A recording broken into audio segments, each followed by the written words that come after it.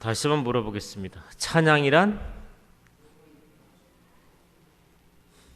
네, 그대로 읽으시면 돼요.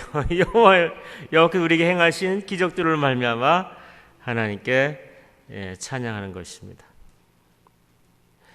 한마디로 말하면 하나님이 내게 행하신 많은 사건들이 있잖아요. 그래서 하나님이 내게 행하신 여러 가지 일로 인하여 내가 거기에 대한 내 몸으로 하나님 앞에 그 반응을 보이는 것입니다. 그게 바로 몸짓으로, 외침으로, 노래로, 악기로 여러 가지 하나님 앞에서 표현할 수 있는 것입니다. 그게 몸으로 드리는 예배입니다. 그럼 제가 하나 물어볼게요. 찬양과 예배는 별개입니까? 아니면 찬양과 예배는 같은 의미를 갖고 있습니까? 네? 네, 자신이 조금 없으신 것 같아요. 예배와 찬양이 같은 의미입니까? 아니면 다른 의미입니까? 예? 자, 그러면 좀 약간 양분이 된 것 같은데, 다른 것이다라는 분이 한번 손 들어 보시겠습니까? 다르다. 찬양과 예배는 다르다. 네, 안 들었군요. 그럼 찬양과 예배는 같은 의미인 것 같다. 한번 손 들어 보시기 바랍니다. 네, 역시 눈치가 빠르십니다. 네, 제일 많은 숫자 손 들면 거의 같습니다. 예배라고 하는 그 개념 안에 찬양이 들어가 있어요. 그래서 그러니까 예배도 결국 뭐예요? 한마디로 말하면 예배란? 저 안 배우셨어요? 저한테? 예배란? 한마디로 말하면? 네, 그새 까먹으셨네. 예배란? 이거부터 해결하고 나가야겠다. 예배란 하나님과의 만남이에요. 하나님과 만남이에요. 한마디로 말하면 하나님과 그냥 만남이에요. 누굴 만나요? 하나님 만나는 거예요. 그걸 통해서 우리가 좀 만나기 위해서 우리가 죄인이기 때문에 직접 만날 수가 없잖아요. 그러니까 뭘 통하는 거예요? 종교적 행사나 여러 절차를 통해서 주님과 만나는 거예요. 교제하는 거예요. 아담과 하와가 죄를 짓기 전에는 이제 우리 말하면 무슨 뭐를 절차를 가지고 만나는 거 아니었잖아요. 직접 만나는 거였어요. 그게 하나의 예배였어요. 근데 이제는 죄를 짓고 나니까 직접 만날 수가 없잖아요. 그러니까 종교라는 어떤 항사의 절차라든지 아니면 직접 하나님의 음성을 통하여 직접 볼 수는 없으니까 그분을 만나는 거예요. 그게 예배예요. 여러분, 예배 그러면 어떤 종교적인 행사, 절차, 교회 드리는 이것만 생각하는데 그거는 우리가 전체 공동체가 드리는 하나의 종교로서 갖는 종교의 행사 절차에 갖는 예배 개념이고, 개인적으로는 하나님과 삶 속에서 기도와 더불어 여러 가지 주님과 더불어 계속 같이 동행하는 삶을 말을 합니다. 그렇기 때문에 그 공통적인 의미는 뭐예요? 만남이에요. 그래서 다시 한번 물어볼게요. 예배란 한마디 말하면 누굴 만나요? 하나님 만나는 거예요. 쉽잖아요. 얼마나 쉬워요. 이 쉬운 걸 아주 어렵게 만든 사람들이 많았어요. 신학자들 그렇고, 저도 신학교에 갔을 때 상당히 이걸 어렵게 막 철학적으로 배웠어요. 근데 무슨 말인지 모르겠어요. 이게 마음에 안 닿아요. 제가 나름대로 이건 아니다 싶은 생각이 들었는데, 경배 찬양에서 훈련받으면서 이 쉬운 의미를 이렇게 어렵게 배웠나. 그래서 나름대로 제가 또 정리해서 제가 지금 아마 이 종이를 줬는데 이 종이는 제가 썼던 석사 논문의 한 일부분입니다. 10년 동안 준비했던 것을 석사 논문으로 해서 제가 정리를 해놓은 거예요. 그래서 이 찬양이란, 그럼 예배는 이해했죠? 자, 찬양이란 여기에 있는 내용을 보면 찬양이란 나의 생활 속에서 주님이 이루시고 행하신 귀한 기적들인데 일들이 인하여 내 안에 감사와 기쁨과 그리고 승리함을 외적인 몸짓과 외침과 노래와 악기로 하나님 앞에서 표현하며 드려지는 예배인 것입니다.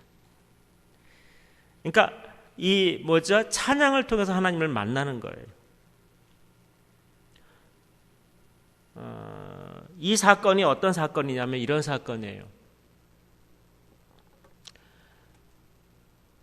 모세가 200만의 이스라엘 민족을 이끌고 이제 홍해를 건넙니다. 그렇죠? 건넜어요. 홍해를 건넌 다음에 이 애굽의 군대들이 잡으러 오기 위해서 쫓아옵니다. 드디어 그 바닷가에 갈라진 틈을 통해서 이스라엘 백성이 지나갔고 그 다음에 그들이 겁도 없이 거기를 들어가는 거예요. 아마 저 같으면 안 갔을 거예요. 그러니까 지정신이 아닌 거예요 지금. 그것만 잡겠다고 하는 거예요 완전히. 사람이 지정신 아니면 잘 몰라요.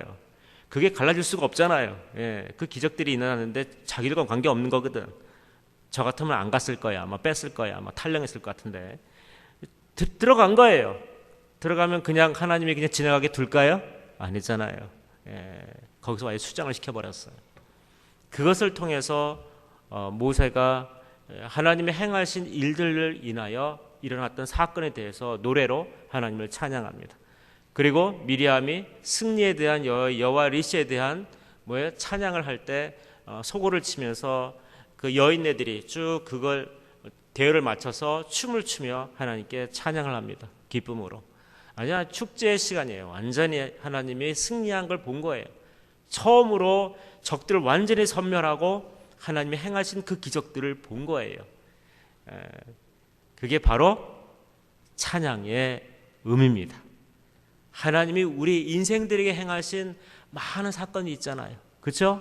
우리를 인도하시고 우리를 보호하시고 우리 기도 가운데 여러 가지 많은 부분들을 하나님이 도와주셨잖아요. 그렇죠? 예, 그러한 놀라운 사건들, 놀라운 기적들, 놀라운 하나님의 섭리들을 통해서 우리는 뭐 합니까? 하나님께 감사하잖아요. 하나님 감사합니다. 요즘은 제가 더 감사할 일이 요즘 많이 생겼어요. 전보다 더 많이 생긴 것 같아요.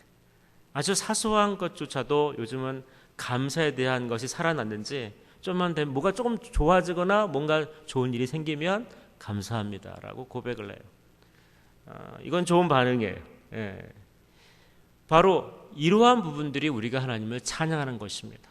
그냥 하나님께 감사하다고 하는 그 고백, 그리고 하나님의 행하신 일들을 어떻게 하는 거예요? 하나님은 위대하십니다고 하나님을 찬양하는 거예요. 이게 바로 찬양의 개념입니다. 그러면 또 하나의 찬양은 뭐냐면 하나님의 행하신 일들과 관계없이 주님의 이름과 성품만을 높여드리는 찬양. 자기 상황과는 관계없이, 자기 일어난 일들과는 관계없이 하나님의 그 성품과 이름만을 높여드리는 것. 이것이 어떤 사건이냐면 바로 욥의 사건이죠. 욥이 환난을 겪습니다. 모든 자기 자식들을 잃고 모든 재산을 잃고 자기 몸에도 질병이 생겨서 악청이 생겨서 고통을 당합니다. 그럼에도 불구하고 욥은 하나님을 저주하지 아니하고 주신 이도 여호와시요 가져간 이도 여호와시니 여호와께 찬양을 여호와는 찬양을 받으실 만하다 하면서 하나님을 뭐합니까? 관계없이 하나님을 찬양합니다. 이건 상당히 수준이 높은 영성을 갖고 있는 사람이 고백할 수 있는 고백입니다. 내게는 행한 일과는 관계없이 내가 처한 여러 가지 어려움과 관계없이 그분의 성품과 그분의 이름만을 높여드리는 욥은 상당히 경건한 사람이에요. 예, 영적 깊이가 깊은 사람입니다. 하나님을 어떻게 예배하고 하나님을 어떻게 그 앞에 내가 표현하고 나가야 할지를 아는 사람이었어요. 우리가 거기까지 자라가 되는데 훈련이 좀 필요합니다. 그건 훈련이 필요한 거예요. 그래서 두 가지 의미가 있어요. 찬양이라는 큰 틀의 개념이 있고 또 그 안에 경배, 찬양이라는 개념이 있습니다. 어떤 경우는 찬양과 경배인데 제가 물어볼게요. 찬양과 경배가 맞습니까? 경배와 찬양이 맞습니까?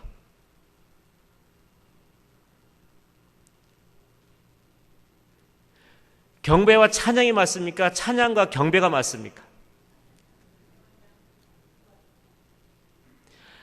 시편 145편은 뭐라고 이야기합니까? 왕이신 하나님 내가 주를 높이고 영원히 주의 이름을 송축합니다 돼 있죠. 높이다는 것은 경배란 뜻이고요. 그 다음에 송축한다는 건 찬양한 뜻입니다. 성경은 항상 경배가 먼저 들어가고 예배가 들어가고 그 다음에 들어가는, 그러니까 경배가 들어가고 그 다음 들어가는 게 찬양이에요. 왜냐하면 예배를 통하여 찬양이 드려지기 때문에 그렇습니다. 이런 영적인 질서가 있어요. 근데 이거에 대한 정확한 신학적 이해가 없으면 그냥 생각대로 쓰시는 경우가 상당히 많아요. 아니요. 예배가 먼저예요. 그리고 예배 안에 찬양이 들어갑니다. 그게 질서예요. 왜냐면 우리는 누구 만나러 왔어요? 하나님 만나러 왔고 그 하나님 만나기 위해서 뭐 하는 거예요? 거기에 대한 표현들을 하는 겁니다. 자, 그렇다고 하면 이 찬양에 4가지가 있습니다. 소리를 외치다, shout. 우리가 정규 예배 시간에 교동문을 서로 교청하며 낭독하는 순서가 이에 속하고요. 이런 찬양은 서로 들으라고 하는 낭독이 아니라 하나님의 구원하심과 승리와 기쁨과 감사 등 하나님께서 행하신 일들에 대한 것을 소리내어 선포하는 것입니다. 여호와의 신실하심과 여호와의 인자하심이 우리와 함께 하신 주님을 찬양합니다 라고 선포하잖아요. 이것이 하나의 찬양입니다. shout, 외치는 거예요. 그래서 여기에 보니까 사람들은 주의 두려운 일을 세력들을 말을 할 것이요 나도 주의 광대하심을 선포하리이다. 찬양이에요. 이 시편에 있는 이 모든 것은 다 노래입니다. 이 멜로디가 다 깔려 있어요. 거기에 지금 가사가 얹어서 좀 부른 거예요. 시편 당시에 이 노래들은 종교적으로 만든 노래도 있지만 일반적인 대중가요, 그 당시의 민요죠. 대중가요나 여러 가지 남녀 관계의 사랑에 관한 것도 있어요. 그 멜로디의 가사를 빼버리고 거기에 종교적인 가사를 얹어서 만든 시편들이 되게 많습니다. 그것을 콘트라팍토라고 그래요. 그래서 세속적인 가락에 종교적인 가사를 얹어 부른 노래. 이것이 뭐냐면 콘트라팍투어라고 용어예요. 그래서 이 시편에 보면 이러한 내용들이 되게 많습니다. 그리고 또 하나는 sing, 노래입니다. 우리의 음성의 리듬과 화음을 이용해서 소리를 낼 때 노래가 되는데 이것을 이용한 것이 노래라고 하는 찬양입니다. 이런 의미예요. 우리가 어떻게 해요? 음을 실어서 노래를 합니다. 이게 바로 노래로 하는 찬양이에요. 백성으로 더불어 의논하고 노래하는 자를 택하여 거룩한 예복을 입히고 군대 앞에서 행하며 여호와를 찬송하며 이르기를 여호와께 감사하세 그 자비하심이 영원하도다 하게 하였더라라고 이야기합니다. 그렇게 음성으로 하나님을 찬양하는 겁니다. 댄싱, 춤을 추다. 춤은 신체 모두를 동원하여 하나의 언어로 표현하는 찬양의 요소 중에 하나입니다. 예적 문화가 형성된 여러 종교 집단 내에 행해진 예배에 있어서 춤은 있어 왔고요. 예로 제례악에서 춤이 있어 왔고 불교에도 승무로 하는 춤이 있어 왔고요. 구약 시대에도 미리암의 춤이나 다윗의 법궤 앞에서의 춤이란지. 그래서 춤은 때때로 서양 문화에 있어서 이성과의 교제나 심리적 만족감을 상징하기도 합니다. 이 때문에 일부 그리스도인에게는 춤에 관한 문화적인 편견을 간과하기가 종종 어렵습니다. 이런 부분들이 좀 있긴 해요. 그러나 중요한 것은 이 춤은 원래부터 하나님께 찬양하며 나갔던 그런 의미가 시대가 점점 하나님을 알지 못하는 사람들에 의해서 이것이 변질되어 간 것은 사실입니다. 그래서 춤은 성경에 나타난 예배의 한 형태예요. 저는 그 중동이나 이 아프리카 가면 그들이 찬양할 때요 춤을 추며 찬양해요. 막 하고 춤을 춰. 미국도 마찬가지예요. 흑인 교회 가면 막 하고 춤을 춰. 되게 신나요. 우리나라는 이 동적인 문화가 아니라 정적인 문화예요. 음미하는 문화다 보니까 몸으로 막 흔들고 막 하는 거를 뭐를 해요? 되게 경시 여겨요. 가볍게 여기기 때문에 이렇게 과묵한 이걸 되게 중요시 여긴 유교적인 사고를 갖고 있어요. 근데 이게 바로 이 찬양에서 춤과의 많이 충돌이 돼요. 하나님은 춤추라 했는데 이게 안 되는 거야. 왜? 남이 나를 이상하게 볼까 봐. 남에 대한 인식이 너무 강한 나라가 우리나라 사람들이에요. 외국인들은 안 그렇습니다. 자기가 그것이 옳다고 생각하면 누가 뭐라든 간에 분명히 이성적으로 확인이 되면 거기에 같이 동조를 해서 분명하게 자기의 어떤 액션을 취해요. 제가 중동에 있던 선교사를 갔을 때 처음에 인사를 하는데 그들이 한 자매가 그래요. 저한테 그러는 거야. How are you? 그러는 거예요. 제가 그래서 fine. 그랬어요. 했더니 어디 기분 나쁘냐고, 어디 안 좋으냐고 하는 거예요. 왜냐면 우리는 사람들은 이렇게 막 How are you? 그러면 How fine. 이렇게는 안 하잖아요. 그렇죠? 예, 저도 한국 사람이라 처음 갔는데 How are you? 이러는 게 제가 fine 이랬어요. 그러니까 어디 뭐 기분 나쁘냐고, 어디 기분 안 좋으냐고 그러는 거예요. 그때 제가 그 문화를 좀 이해를 못했죠. 나중에 좀 한 달 지나니까 저도 How are you? 그러면 저도 How fine, that's good 이렇게 하는 거예요. 오늘 하여튼 너무너무 행복한 날이다. happy 이러면서 표현을 막 하는 거예요. 하나님은 이러길 좋아하세요. 하나님 앞에 이렇게 표현되는 걸 원하는 거예요. 이게 하나님의 문화예요. 이게 바로 동적인 문화입니다. 정적인 문화가 아니라. 그러니까 성경은 되게 역동성이 있어요. 그런 문화예요. 그 자체가. 춤을요.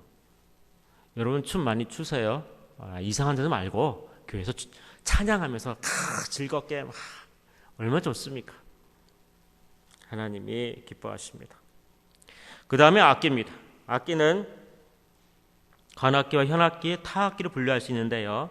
악기의 소리는 자연적이거나 인위적으로 만든 모양의 사람의 입이나 손을 이용하여 소리를 내는 악기로서 하나님을 찬양하는 도구로 사용되기도 합니다. 되게 좀 구체적이죠? 제가 이거를 그렇게 연구를 했어요. 연구를 해서 이렇게 쓴 거예요. 나름대로. 악기의 사용 목적은 인간의 인격과 품성을 바르게 하기 위함이 아니라 하나님 앞에서 악기로 하나님을 즐겁게 드리며 그분의 성품과 이름과 행하신 일들을 관하여 그분 앞에서 소리를 높여 찬양하는 것입니다. 이게 가장 중요한 부분이에요.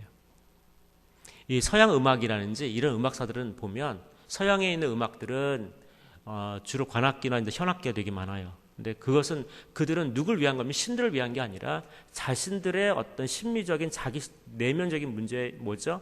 안정감과 자기의 만족을 위해서, 즉 인간을 위한 인본주의 사고를 가지고 악기를 이렇게 연주를 합니다. 그러니까 최고의 음들이 나오잖아요. 우리가 최고의 느끼는 그것을 통해서 만족하고 느끼는 거예요. 즉 서양인들이 갖는 악기의 목적의 모든 부분들은 인간을 위한 겁니다. 그러나 여기에 있는 이 찬양에 있어서의 목적은 인간이 아니에요. 하나님이에요. 실제로 하나님의 성전에서 악기를 처음에 성전을 지은 다음에 다윗이 모든 걸 다 준비했고 다 했지만 결국 바로 그 솔로몬에 의해서 성전이 건축이 되어지고요. 다 된 다음에 그 다음에 찬양을 할 때에 그 중에 타악기가 많았어요. 거기에 보니까 알다시피 이 공간이 음향이 그렇게 된 게 아니라 소리만 울리게 돼 있잖아요. 거기에 타악기가 한번 울려보세요. 귀 고막이 아주 시끄럽습니다. 근데 여기 보면 더 하이, 더 높게 하나님을 찬양했, 더 크게 찬양했어요. 악기들이. 그러니까 귀가 완전히 우리가 말하면 아주 괴로울 정도가 됐을 거예요. 근데 관심은 사람이 아니라 누구예요? 하나님께 더 나가고 하나님께 더 들려지기 위하여 나가는 거기 때문에 그 초점이 어디 있는 거예요? 사람에게 있는 게 아니라 하나님께 있는 거예요. 하나님께 있는 거예요. 이게 달라요. 우리를 즐겁게 해서 부르는 게 아닙니다. 하나님을 즐겁게 드리기 위하여 부르는 거예요. 내가 괴롭다 할지라도 누가 기뻐하면 하나님이 기뻐하면 초점은 거기에 있어야 하는 거예요.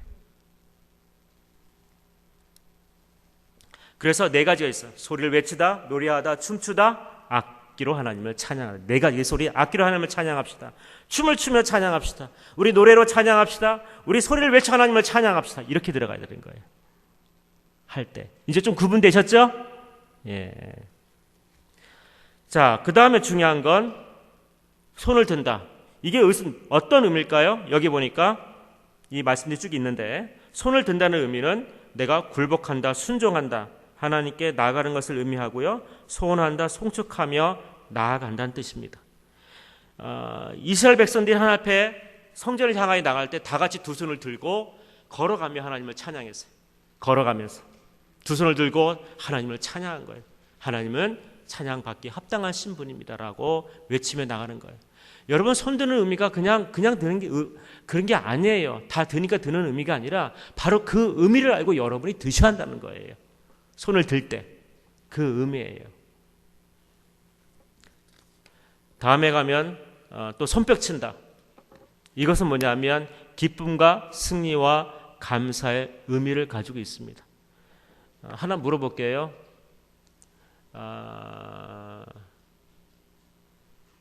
뭐죠? 우리 찬양 중에 그런 찬양이 있을 거예요. 뭐죠? 따라라라 예수여 가사가 생각이 안 나지. 그쵸? 예수 나를 위하여. 그쵸? 갑자기 생각이 안 나요. 이럴 때는 또 중요할 때 생각이 안 나더라. 이 찬양을 하잖아요. 그때 어떤 분은 이렇게 박수 치신 분도 계시고 어떤 분은 손을 들고 하신 분이 있어요. 뭐가 맞을까요? 틀립니다. 분명히 틀려요. 이 찬양에는 기쁨과 승리 찬양이 뭐예요? 간절하게 주님 앞에 소원하며 나가는 찬양이에요. 그럼 어떻게 돼요? 두 손을 들고 찬양을 하는 것입니다. 이 박수를 치는 것은 뭐냐면 기쁨과 승리와 감사의 노래예요.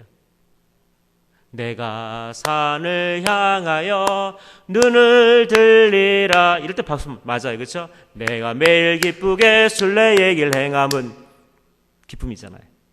그 의미가 갖고 있는 것이 있어요. 거기에 맞게끔 내가 뭐 하는 거예요? 표현하는 것입니다.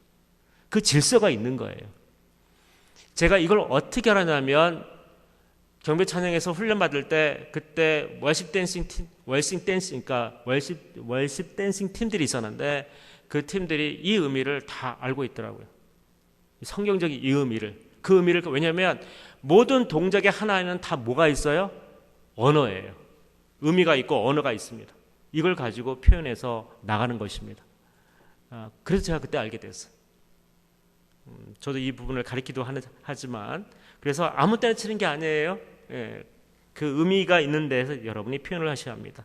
무릎을 꿇는다, 진지함을 표현한다, 하나님의 거룩하심을 인식하며 나간다는 뜻이 있습니다. 엎드려서 얼굴 땅에 댄다, 존경, 경애, 경배의 뜻. 그 캐톨릭 가면 그런 거 있죠? 바짝 엎드리는 거. 그렇죠? 이게 그냥 있는 의미가 성경적인 의미예요. 원래는 이게. 그래서 존경과 경애와 경배의 뜻을 갖고 있습니다. 실제로 저도 그렇게 해보니까 은혜가 있더라고요. 예, 은혜가 있는데 나중에 자게 돼요. 피곤하니까 자더라고. 예. 자, 땅에 엎드린다. 이것은 뭐냐면 그냥 무릎 꿇은 채로 땅에 엎드리는 거. 이것은 존경심을 나타낸다. 우리가 서서 드린다. 여러분 서서 드리는 의미가 여러분 우리가 예배 때 일어나잖아요. 왜 일어난 줄 아세요? 뭐 운동시키게 한 것도 아니에요. 어떤 보기 좋으란 것도 아니고 이것은 뭐냐면 왕의 위엄을 내가 인정한다. 존경과 경의를 표하는 거예요. 법관이 딱 들어오면 어떡합니까? 저도 가면 보통 그 법원에 가면 법관이 들어오면 앉아있는 모든 사람들이 다 일어납니다. 왜 그러죠? 그의 예의와 존경심을 표현하는 것입니다. 왕이 오셨는데 그냥 앉을 수 있겠어요? 일어나야지. 그렇죠? 그래서 일어나서 그 모든 것을 표현해 나가는 것입니다. 근데 가장 중요한 거 있어요. 제가 이 점은 좀 지적하고 싶었어요. 찬양하다 중간에 앉는 것이 아닙니다. 원래는 찬양 끝까지 다 끝난 다음에 앉으셔야 돼요. 지금 하나님의 지금 찬양을 지금 받고 있는데 갑자기 중간에 앉아버려요. 차라리 앉아서 부르든지 서서 부르든지 둘 중 하나 해야 되는데 그냥 중간에 앉아버려요. 이거는 예의가 아니에요. 끝까지 찬양이 끝날 때까지 서서 찬양한 다음에 앉는 것입니다. 그렇게 하는 거예요. 그리고 보통 이스라엘 백성들은 말씀을 낭독하잖아요. 다 같이 서서 그 말씀을 듣습니다. 예의예요. 말씀이 낭독될 때는. 근데 우리 교회는 이제 그렇게 안 하는데 어디 가니 그렇게 하더라고. 말씀이 낭독하니까 다 같이 일어서 그 말씀을 경청하더라고. 그리고서 딱 끝나고 나니까 아멘 하고 딱 앉아요. 되게 성경적이에요. 네. 그래서 서서 드리는 의미가 바로 그런 의미라는 걸 여러분이 아셔야 합니다. 즉 충성심과 예의를 표현함과 존경심을 나타냅니다. 춤추다, 구원에 대한 감사와 기쁨에 대한 표현, 승리인 것입니다. 기쁨과 축복을 나타내기도 합니다. 고개를 내가 든다. 찬양하다 보면 고개 들 때가 있어요. 고개 들어 주를 맞추게 하잖아요. 하나님의 보좌를 내가 바라본다. 하나님의 임재를 내가 바라며 또 간청, 간구의 의미가 있습니다. 이제 마지막 이 의미를 좀 하겠습니다. 찬양할 때 바르지 못한 태도와 자세, 이거 중요해요. 여러분이 이 개념 하에서 여러분이 찬양하면 놀라운 일들이 벌어집니다. 찬양할 때 우리가 잘못된 태도가 있어요. 찬양할 때 가사를 깊이 묵상하기보다는 가락만을 즐기는 거예요. 가락만을 즐길 때가 있어요. 세상처럼 멜로디가 좋으니까. 아니요, 우리는 가사가 중요한 거예요. 멜로디는 감정에 대한 표현입니다. 두 개 같이 가야 돼요. 입술로는 찬양하지만 마음과 생각이 다른 곳에 빠져나가 있어요. 다른 생각을 하고 있다는 얘기죠. 네, 집 빨리 끝나고 가서 집에 뭐 해야 되고, 뭐 반찬 넣어야 되고, 뭐 밥 해야 되고, 예, 그 생각하면서 지금 찬양하고 있어요. 또 끝나면 봐서 뭐 해야 되고, 그렇죠? 바르지 않는 찬양의 태도입니다. 그리고 아무런 생각 없이 그저 형식적으로 익숙하게 불렀기 때문에 부르는 거예요. 아무 의미 없이. 이거는 예배자의 태도 자세가 아닌 것입니다. 하나님을 의식하기보다는 예배 가운데 회중의 모임들에만 의식하는 거. 우리나라 사람 이게 너무 강해요. 남 의식이 너무 강해요. 이게 예배를 방해해요.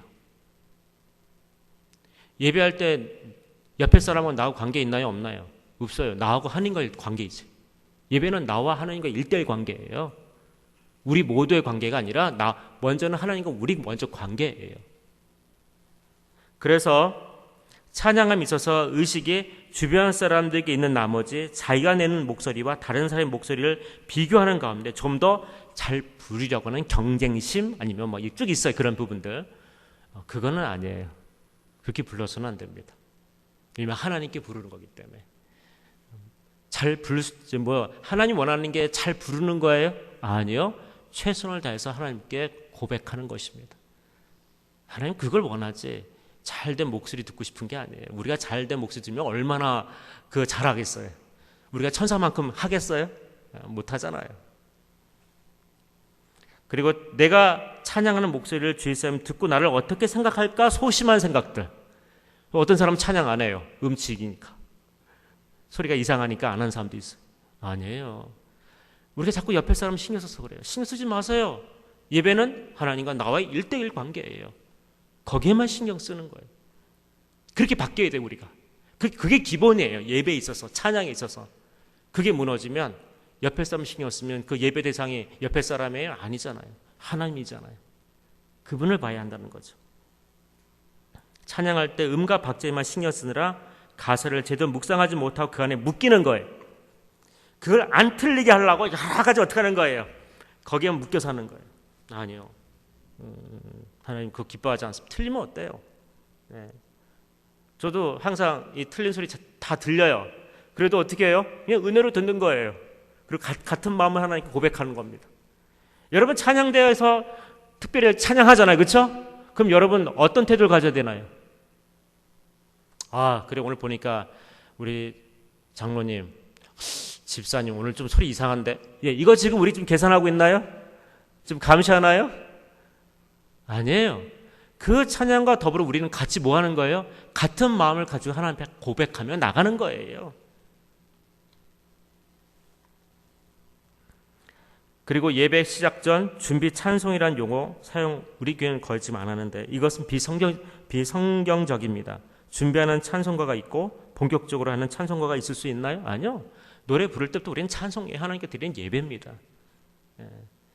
참 잘못된 사고하는 사람들이 있어서 그랬어요. 우리가 하나님 이름으로 부르기 시작하면 그건 예배가 되는 거예요. 찬양할 때 우리는 하나님의 관하에 노래하지 않고 살아계신 하나님께 노래를 합니다. 우리는 살아계신 하나님께 노래를 하는 거예요. 멀리 계신 하나님을 관하여 노래하지 않습니다. 내 앞에서 받으시는 그 예수님을 향해서 우리 뭐 하는 거예요? 하나님께 노래를 드리는 거예요. 그 앞에서. 쉽게 말하면 여기 우리는 다 어디에 올라와 있는 줄 아세요? 이 무대 위에 올라와 있고 예수님은 여기에 객석에 앉아서 뭐 하는 거예요? 우리 예배를 받고 계신 거예요. 그러고 있는 것입니다. 자, 이러고 나니까 조금 개념이 좀 잡혀요? 좀 알겠죠? 이 개념에서 여러분이 하셔야 합니다.